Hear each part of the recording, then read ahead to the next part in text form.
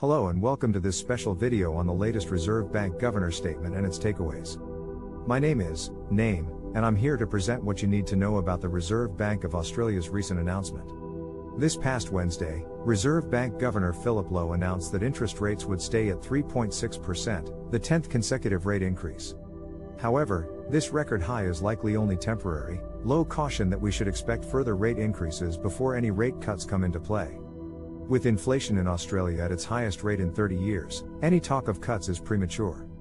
To help explain why, let's dive into a few takeaways from the governor's address. First and foremost, the cash rate is likely headed upwards, as the Reserve Bank works to fight inflation. High costs for necessary items such as food, energy, and housing, especially for renters, have kept inflation rates above the RBA's target of 2 to 3%. Pressure on housing availability is particularly high, as the population growth spike after Australia's border reopening has not been matched by a spike in housing supply.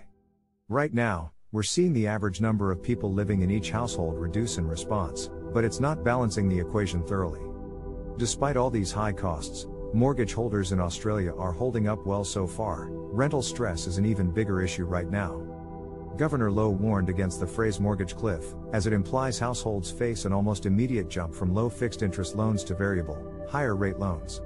In reality, households are gradually ramping up, as many took the previous low rate period to pay down their debts.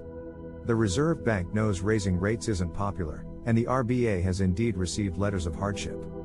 However, Governor Lowe doesn't see any other alternative that doesn't involve even higher rates or the imposition of taxes to stifle demand, neither of which is appealing to the public. Lastly, Lowe was still wary of witnessing excessive wages growth.